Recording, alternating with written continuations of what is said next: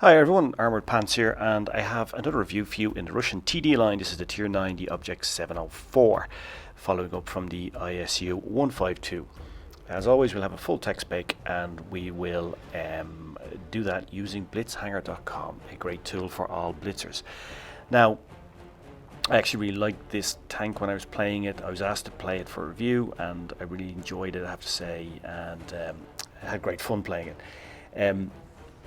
In terms of provisions, I used a skim milk to maximise the view range on it because it is a tank destroyer, and therefore I think it's important that you see the enemy as quickly as possible. Of course, you also need to rely on your light tanks and your medium tanks to spot view, but I prefer to use the increased view range. This tank, the top gun is excellent, Tier 10 top gun. It's a 152mm gun. You've just played that with the ISU, so you're familiar with it. It's the same gun more or less, and the DPM is better though. And you can see here that the difference between using the Tier 8 and the Tier 9 and the Tier 10 gun is significant, right? So you have significantly more DPM using this gun. You will note also the muzzle velocity increases using the Tier 10 gun, so get the Tier 10 gun as quickly as possible. If you are grinding, don't have XP, get the gun first because it is a TD, and therefore the gun is important. It is the most important part of a TD. Basically, a TD is a mobile gun platform, so get that gun first. Now, the reload is 11.79 seconds, 11.8 seconds, so it is a relatively long reload, but you do big alpha rolls, as you can see here. HE penetration is 90mm, so you can go through every light tank and a lot of medium tanks with that, and all medium tanks at the back and at the sides. So just be aware of that. So therefore, load up your HE. You will use it, and it gives you massive alpha rolls, and you'll see one of those in the game. The muzzle velocity is low, so therefore you really need to use supercharged and refined gun and get that muzzle velocity up to 1144 meters per second, because you are a TD and you do need to ensure that you're firing your shells at maximum muzzle velocity. It also reduces the need for deflection shooting, although you will need to use deflection shooting with this tank. If you're not sure what that is or need a recap, look at the tank destroyer guide we have on channel, and you will get a recap on what deflection shooting is and how to do it. Now,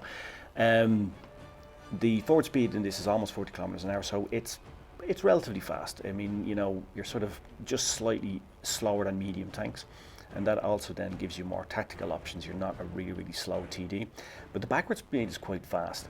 And when you fire in this tank, you should move backwards and wiggle around the front, because when we look at the frontal armor in the armor profile, you're going to see that there are significant angles there, very acute angles in places, and if you move the front as you're moving backwards, you will get more bounces. Traverse speed is pretty decent, as you can see, almost 32 degrees of traverse, and you'll see here now as we're looking at the angles on the front, let's look at the armor, and you'll see those angles, right? They're quite acute and sloped angles there. This was effectively creating a more modern version of the ISU, which had, as you saw, very boxy and flat armor profile. So when the Soviets decided to update their tanks, they wanted to use this more sloped armor, creating these acute angles. As you can see here, there's also spaced armor on the side, which means it's difficult for other TDs and big guns to HE or heat you. They really need to put AP rounds only through you, so you're not going to get the massive alpha rolls. And as you can see, if you look at that spaced armor, you're a relatively small target on the side. If we add in the tracks, though, you will see the tracks are not covered by the spaced armor. Therefore, run 2 repair kits, because you are vulnerable at the back and at the sides. And if you get tracked out in the open, then because you're up at Tier 9, you're going to be playing against Tier 9 and Tier 10 if you're unlucky enough to be up-tiered, and you're facing the biggest guns in the game. And you can be one-shotted by many of the big guns in the game if you're caught out in the open and your sides or your back are targeted. So just be aware of that. So run 2 repair kits. Be careful going up and down hills as well, because you have 50mm of armor or less on the top of your tank. Therefore, if you're moving from an elevated position or into an elevated position, which you often do in TDs, and there's another TD with a big gun, looking down on you, you are going to be very vulnerable and can be one-shotted. So just be aware of that. If you're going to move up or down hills, make sure you know where the other big guns are and the opposition team. In terms of tactics, when you're starting off with this tank, I would suggest you use classic TD tactics, that is moving to spots where you can have open up fields of fire, and hopefully when your allies in your lights and meds spot up the enemy, then you can be able to put in some shots and do some significant damage. As you become more comfortable with the tank, you can, for example, go with your heavies or go with your meds, because you do almost 40 kilometers an hour, you do 37 kilometers an hour. You can go behind your meds and maybe add support to them. But in the early stages, as you're becoming familiar with the tank, and especially, by the way, if you do not have the upgrades on the tank, you're going to be slower and more cumbersome. So then just you play it as a classic TD. Now, you often ask me for my in-game setup in my tank, so I'm going to show you. Here's my garage on one of the accounts I'm running, and this is the Object 704 in my garage. So you can see I'm running the BL10, the Tier 10 gun, 152mm gun. You can see here, we look at its penetration. I mean, it's got 286 penetration, normal AP rounds. I mean, it's going to go through almost everything, even at Tier 10. So you don't need many heat rounds, which you'll see when I do my ammunition loadout. But have HE loaded out, of course, because, as I said, with 90mm of pen and HE, you can do a lot of damage. You're going to see a massive alpha roll in the game that we're going to look at as well. Here, the provisions, as I set up, I'm using the condensed milk, to maximize the view range as well. Gets it up to 277.2 meters. I think that that's important, as I said, when you're playing a TD. Ammunition, I'm only running 6 rounds of, so it's not heat, it's APCR. I'm only running 6 rounds of Pramo because I don't really need it with such a big gun. I'm running 13 rounds of AP and the rest in HE. Here we see my equipment set up. As I said, I'm using the gun rammer because I like to fire as many rounds as possible. This is just my gameplay. Some people prefer to use calibrated shells. I prefer to have a faster reload. I prefer to aim the gun better, and then I use supercharged and refined gun to make sure that I have maximum penetration over distance, because in the TD that's important. I use then in this, I'm not using enhanced armor. I'm actually going to use proven assembly to get the additional hit points, because the way I look at it is, you're going to get penned, anyway. The 5% is not going to help take the extra hit points. And you can see in this game that really pays off for me, by the way. And then I use engine accelerator as well. So let's roll. So this is a mastery game coming up here, and we are going to see a couple of very interesting things in the game. So I've been playing the tank for a while. So I've checked the setup here, and I'm going to go to A, because, as I said, I have this fully upgraded, so it's relatively fast. So I'm going to go up and try to get A. I don't really know what my heavies are doing here, but I just decide, I'm up tiered, but I decide to go anyway. I'm going to go to A. I'm telling them, guys, please get B. Don't just all drive by it or bypass it. We need to get to 2 bases at the start, I think. It is supremacy, and supremacy is about base capture, right? You can see here, I'm doing 37 kilometers, and I'm going kind of slightly uphill as well. So this tank is pretty mobile, right? Now, put one round into him. I don't really have much choice here, so I'm trying to get a bounce. Unfortunately, I'm targeted on the other side as well, so I'm getting hit from all sides here. Nobody else came to support me, even though I said I was going there. So I'm getting a bit of a pounding here. And yeah, it's just not good. Now I know that the AMX is on a reload. Now he's got a really, really long reload, so I've got basically 1 free shot. I've dropped her adrenaline, so I'm going to get 2 shots into him. And luckily enough for me, I'm able to clear him off before he kills me. I can't drive out to get the other shot into him because I know that there's another tank coming up. So I'm really in a bit of trouble here. So I'm going to bounce 1 shot here on the front, but I take 1 in the side from him, from the AMX. I'm able to clear him off, but he gets 1 into me before I clear him off. See there, beautiful alpha roll. Now you saw there what I said about the bounces that you can get by moving. That right there, you can see, because this is a 704 as well, you see there right on the right and left hand side how cute those angles are, and that's what he fired into when he got the bounce. Luckily the IS-4 had come to help me, and I was able to clear off the 704. Now we've captured A. I spotted up the enemy, captured A, cleared off 2 enemy tanks with the help of an ally. So good start to the game right from me, but I'm down to 100 hit points. So now what I'm going to do is, as I'm down to 100 hit points, but I know that we've cleared off the enemy on this flank. I am going to move up here to this typical tank destroyer position on this map.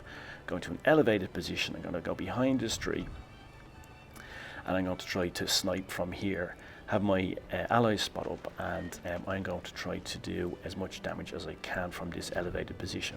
Now, HE round for the grill, and watch this. This is what I was talking about earlier. Look at that, 1200 alpha roll on that grill, and then my compatriots able to take him out.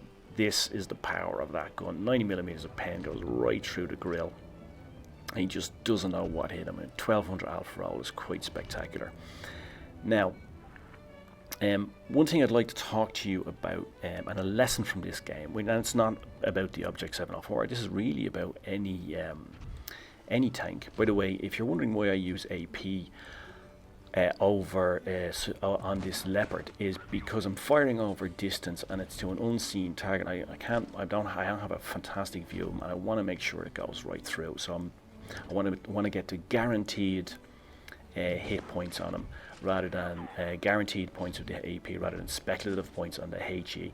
And also the HE round has a lower muzzle velocity, so it's going to take longer to cross that big distance, and there's a more chance of missing because the Leopard, of course, is a very agile tank and it might move. Now, in this game, I'm down to 100 points, right, 100 hit points. But, and this is an important lesson, why it's important to keep your gun in the game, even if you're down to 1 hit point. Because you do as much damage to the enemy with 1 hit point as you do with your full hit points. Your hit points have no relation whatsoever to the amount of damage that you do per shot. And you see a lot of players, what happens to them, like what happened to me in this game, they almost get killed in the first opening sequence. And you see them, right now, oh, kill me, or just let me get killed, and they even sometimes tell the enemy where they are. And you're kind of, and this is like the most ridiculous thing to do. You see some guys, like, they get really upset, and they're like, oh, okay, well, like, I'm not playing anymore. It's like toys out of pram, because you guys didn't come support me, so now I'm just going to drive off and get killed. But you see we see the difference, and you see why this is so stupid, right? Because in this game, right, I'm down to 100 hit points, right? 100 hit points out of almost 1600, right? I'm almost dead. Yet, I am able to do a big carry for my team, get 4 kills, do a lot of damage, capture bases, and win the game for my team, and in the process get a mastery badge, right? Like, so almost 4.6k damage, over 1.4k of XP, right? And that's from all the spotting up, that's from the kills, it's from the base captures, it's from all the things I did in that game. Got a couple of bounces I got as well. And that's why it's very important to always keep your gun in the game, not to give up. And as I said, the important thing to remember is there's no correlation between the amount of hit points you have and the damage that you can do. You can do as much damage with 1 hit point as you can when you've got full hit points. So keep your gun in the game. It's a very important lesson to learn. And you saw there the amount of damage that I did afterwards. I did almost the same amount of damage when I had only 100 hit points as I did when I was on full hit points, or had full hit points earlier on in the game. So there we go, Sniper Tanker medal, which when you're in a tank destroyer is a fantastic medal to get, right? High caliber, top gun, and mastery badge. I think, mastery badge, it's great, always great to get, but Sniper Tanker is what you should be really aiming for when you're in the TD, right? Because that shows you're really doing the job of a TD very effectively. Just like when you're in a light tank, you should be aiming for scout badges and patrol duty badges, right? Anyway, let's have a quick recap on this tank. It's good TD, excellent gun, right? The gun is really good, and you saw there that shot on the grill, right? Man, it's great fun to play with. Watch the TD guide on channel if you haven't been playing TDs regularly, right? Because you have all this, it has all the skills there you're going to need, right? And this is a very typical TD, and you'll need those skills. It's a tough competitor. It's a decent brawler, as you saw there, even when I was outnumbered. It's pretty mobile, as you saw. I was able to get up that map pretty quickly. It's good traverse speed too. So be aware of that. It gives you more options. Angles on the front of the tank and move them around from side to side, particularly after firing. Maximize them, and you will get some bounces. The 152mm gun is fantastic fun. It's just great, and it's big alpha rolls. You saw, again, just the one on the grill, really good, and it has decent gun handling too. Keep your gun in the game, and that's not a lesson for the Object 704. That's a lesson for every tank at every level and every tier. Huh? Now, you need to know how to use deflection shooting for firing this, because it does have relatively low muzzle velocity, even when you use supercharge. So watch the TD guide again if you're not sure about it. Use supercharger and firing gun, because you need to get that muzzle velocity up to 1144 meters per second. Otherwise, it's only 880. It's really low. And be aware of the weak point of this tank, right? As we said, there's no armor on the top, there's no armor on the back, etc. You're very vulnerable there, and you're very vulnerable going up and down hills. And why is that important when you're in TD? Because, as we said, you're always going up and down to elevated positions to open up fields of fire. So therefore, you need to be even more cognitive of this than you do on other tank types. And this is a very typical TD. You can use very typical TD tactics, and as I said, I'd recommend you do that, especially if you don't have it fully upgraded at the start or while you're becoming familiar with the tank. But remember, once fully upgraded, you are fast, and that allows you to have more options. And for example, you can relocate around the map when required and support your team. Because you're doing almost 40 kilometers an hour, if you need to go and support your meds during the game, you can move and get there and bring that big gun into play. So I hope you found that useful. I hope you found it helpful, and I hope you enjoyed it. And I guess all remains for me to say is cheers, Mush, and thanks for watching, and pants off.